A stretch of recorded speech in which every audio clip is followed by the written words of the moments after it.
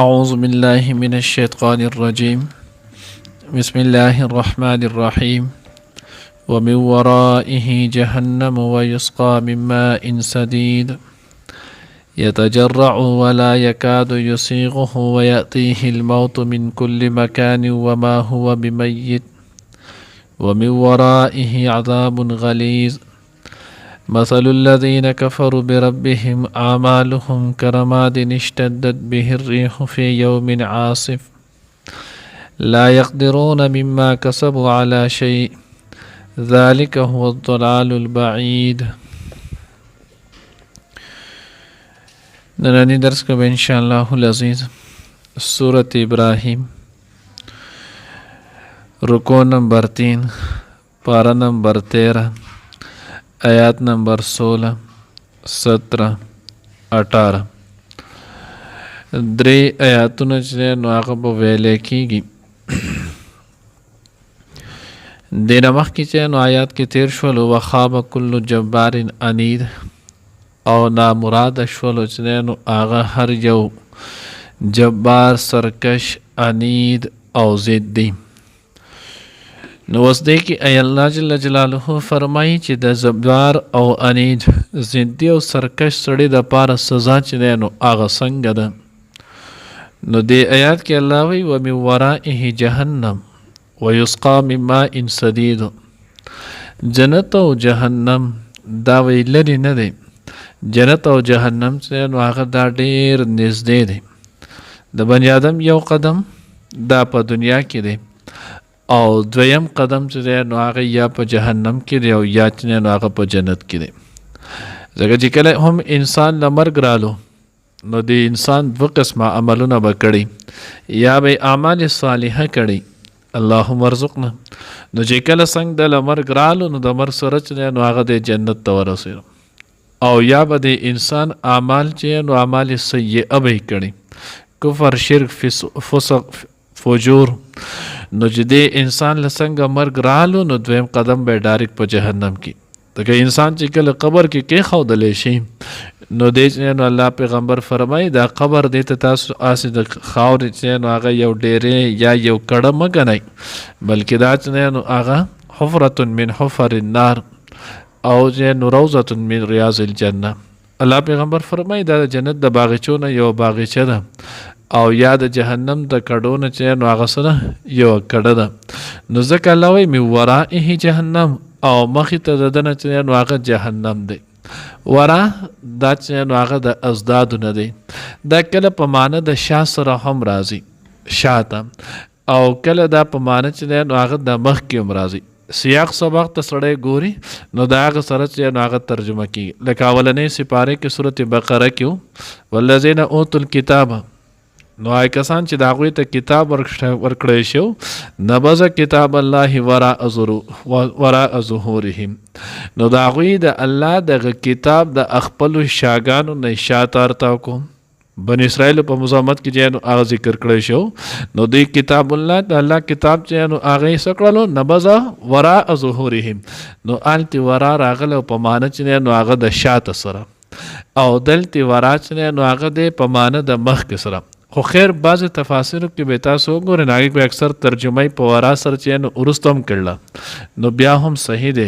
معنی چې نو هغه غلط نه ده، خو صحیح ترجمه چې نو هغه سره او مخکې د دوی نه چې نو هغه سره د ده نه جهنم دی. ځکه چې کله انسان مړ شولو نو مخکې مرحله بیا درته راځي، نو دا مخکې مرحله چې نو هغه بیا جهنم دی یا نو جنت دی. خو دا مخکې سرکشه او کافر انی زندې تیر شوی دی، نو ځکه وایي ومن ورائه جهنم، او مخکې د ده نه چې نو هغه جهنم دی. ویسقا من ماء سدید، او په دوی بس کلی شي په دغه جهنم کې اوبه نو زو پیپ چې ورته ویلی کېږي، نو دوی دپاره چې نو هغه دقی سدید څه ته ویلی کېږي. نو یو معنی چې نو تفسیر خازن کې کړله، وایي سدید هغې ته ویلی کېږي چې کله انسان سزی خوږ شي نو د دې سرمنې او د غوښې په منځ کې چې کومه اوبه را په جوړېږي نو دغې ته ویلی کېږي سدیدو. او دویمه معنی چې دی نو هغې پکې کړې ده اللهم احفظنا، وایي د زناکار چې کم جهنم کې د هغوی له سزا ورکولی کېږي نو د دغې زناتو نه زناکارو نه چې کمې اوبه راځي دا به د دوی څښاک چې دی نو هغه جوړېږي. نو دغه خطرناک اوبه چې نو هغه به سي دا به د دوی په جهنم کې سکا کی یتجرعه ولا یکاد یسیغه الله وی دوی بچ نو هغه دا اوبس کی خو نږدې نه ده چې دوی دا چې نو هغه د مرۍ نه ورواړي لکه حدیث مبارکه کې راځي باب صفت القیامت کې نو پای کې نو هغه صفت الجهنم کې نو پای کې روایت دی هغه مفهوم دا دی وی کله چې دوی اوبه طلب کې زر کاله بعد خو به دوی تر دوی د تند ماتولو د پاره د غمای صدید اوبه میلاو شي وی دا چې کله میلاو شي دومره ګرمي به د هغې به دومره چې نو هغه تفش وي چې دی څنګه دا د خولې ته مخ ته نږدې کي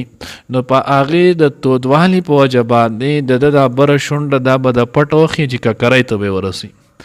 او د لاندې شونډه چې دی نو دا به د پټ وخي چې دا به ورته په سینه باندې چې نو هغه ولګي بیا چې کله دی یو ګوټ وکړي نو د هغې د بدبویۍ د وجې د تریخوالي د وجې د ګرمایش د وجې نه دی به داسې نه شي ولا یکاد یسیغه نږدې نه ده چې دی دا تیر کی نو دی به داسې کلی نه شي خو هلته به مجبوري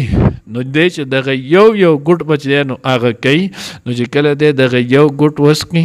نو دا چې په ښکته باندې ځي نو دی له چې مخې له څه هم راځي دا به د انسان د دننه وجود ټول چې دی نو هغه ولیکي او ختم به یې کړي د لیبل په لار چې نو هغه به د دې انسان د کلمې میده څه چې هم دننه انسان کې دي دا ټول چې دی نو هغه به دې وځي ویاتیه الموت الله وی دی انسان ته د به مرګ چې دی نو هغه د هر طرفه چې نو هغه راځي یاتیه الموت د به چې نو مرګ راځي من کل مکان د هر طرف نه وما هو بمیت او دی چې نو هغه مړ کېدونکی نه دی به مړ نه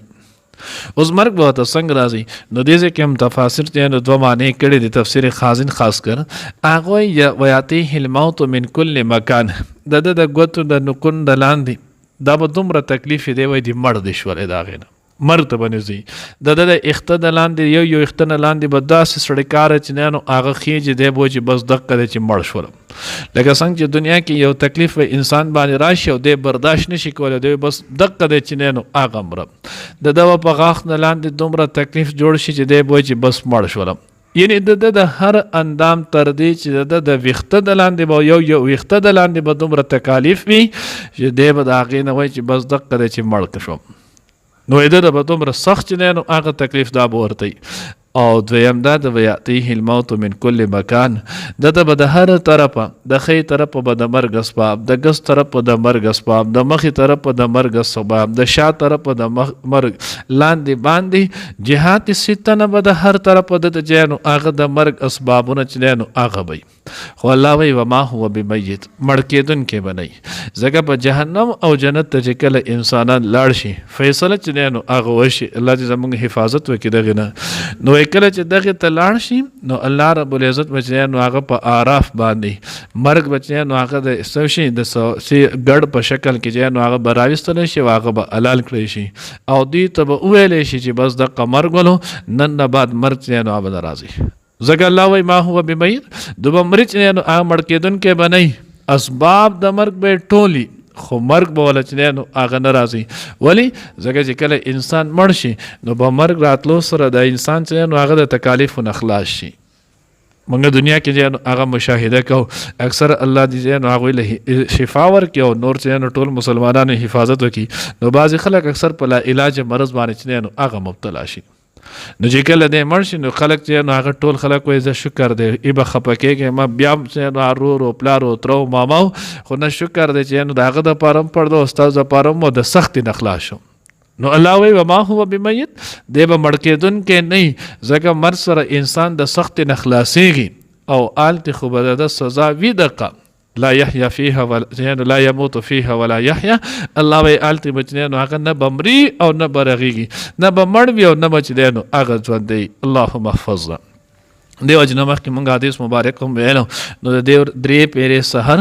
او درې پیرې ماښام د جهنم نچنه نو هغه پناه غواړي او درې پیرې سحر درې پیرې ماښام د جنت چې نو الله پاک نه سوال کوي اللهم انا نسألك الجنة ونعوذ بك من النار اللهم انا نسألك الجنة ونعوذ بك من النار. اللهم انا نسألك الجنة ونعوذ بك من النار. الله پیغمبر فرمای څوک چې دا درې پیری وای جنت او جهنم په خپل الله ته یا الله دې ما مستحق او جهنم یا الله زمانه ولا پناه ورکړي. نو ساره ماخام آسان دعا د چې نو درې زله چې نو هغه وای ومن ورائه عذاب او الله وی دغه نمخ کې بیا نور عذابونه غلیظ سخت قسم.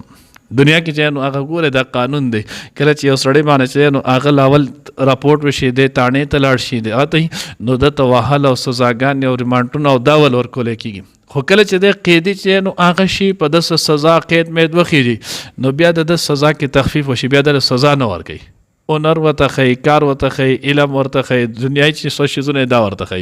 بیا د سره چې نو هغه وحل قصې دا نه الله وی جهنم سزا د دنیا د سزا نه چې نو هغه صدا بدل ده ومن ورائه عذاب دغه نه مخکې بدت نور سخت عذابونه چې دی نو هغه میلایږي څنګه چې مخکې تیر شو لا یخفف عنهم العذاب د دې په عذاب کې به تخفیف سپکواله چې دی نو هغه په هیڅ صورت هم ناراضي لمحه به لمحه چې دی نو هغه به دقه سکیږي سزا به سوا کیږي پای کې به کمې نه. اللهم احفظنا.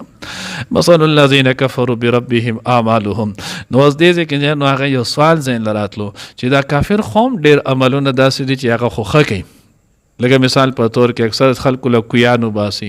روټ او لار ولا سمای دوايانې چې نو هغه ول ورکي پرې چې نو هغه کیمپونه لګي دغه شانت چې نو هغه نور وغیره قصې نو دوی اکثر هم دنیا شي کارونه خکې او د دوی لپاره بیا هم دومره سخت سزا ده نو الله وی د دوی د کفر د دوی د اعمال د الله په نس قبول نه دي ځکه د اعمالو د قبلېدو د لپاره درې شرطونه دي د هر انسان د عمل د قبلېدو د لپاره درې شرطونه دي. شرط نمبر 1 ایمانو د الله په ذات باندې چې نو ایمان راوړل کله چې ایمان انسان راوړو بیا کده معمولی عمل هم کې د تبع الله لوی اجر او ثواب چې نو هغه ورکړي کش ایمان نه راوړې کده هر څومره عملونه وکړي د ابو جهل په شان چې نو هغه 65 حجونو کې د الله په نس قبول نه دي کده نمرود په شان چې نو هغه په کال کې سلور زره چې نو هغه غواګانې به هغه په هر کال کې چې نو هغه قرباني کولی خلکو له ورکولی الله یې ما ته قبول نه دي ځکه د ایمان د قبلېدو لپاره شرط نمبر 1 ایمان دی. شرط نمبر 2 اخلاص دی چې دغه ایمان چې نو هغه دغه عمل ستا چې نو قائم او دائم او باقی پاتې شي نو دغه لپاره شرط نمبر 2 چې نو هغه اخلاص دی. او شرط نمبر 3 چې په دې باندې د قبولیت مهر ولګي الله ته قبول شي نو اتباع سنت ته. نو هر عمل چې د ایمان سره وشو په اخلاص د الله د رضا لپاره وشو او د حضور په طریقه وشولو نو دا عمل قبولول شي دا عمل قبول دی قابل قبول دی په دې باندې انسان ته اجر او ثواب دنیا او آخرت دواړو کې ملایږي. خو که چېرته دی کې دا درې واړو شرطونه کې چې نو هغه یو هم شرط مفقود دی دا بیا چې نو هغه قابل قبول نه دی نو ځکه الله وی د کافرانو عمل دی چې نو هغه کفر کړو د الله په ذات سره نه دی کې اولنې شرط د سره شته نه اتباع سنت به کې نشته نو چې نشته دا قبول هم نه دي اعمال هم کبر مادین الله د دوی عمل چې نو په شان د سری د ایری د ډیری دی اشتدت به الريح چې هغه خو ډیر په ظاهر ډیر ښکاری خو نور وزن چې نو هغه نه اشتدت به الريح چې کله سخت سیلې راوال وځي پاغي باندې فی یوم عاصف پورس چې نو هغه د سکی د طوفان د سیلې کې نو بیا هر څه چې نو هغه وړي لا يقدرون مما كسبوا على شيء نو دوی چې سکړې د هغه باندې دوی بیا چې نو هغه سي قادر نه ذلك هو الضلال البعيد. الله ودا چې نو هغه سره گمراهي دلري الله دې زموږ حفاظت وکړي.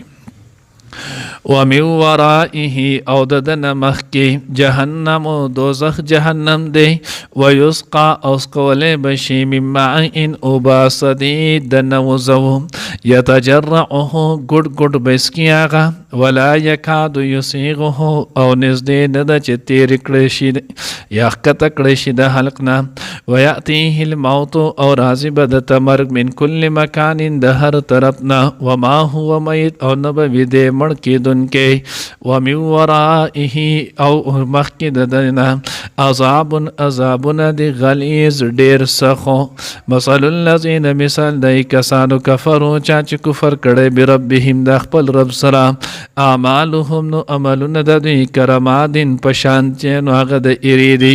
اشتد به الريح چې سخت راوال وزي سلی فی یوم پاغي باندې فی یوم عاصف ورځ چې نو هغه د سلی توپان کې لا يقدرون نو بیا بنشي مندل دوی مما پا هغه سبانی یعنی هغه عملونه کسبو چې کړي الا شی ان حسزو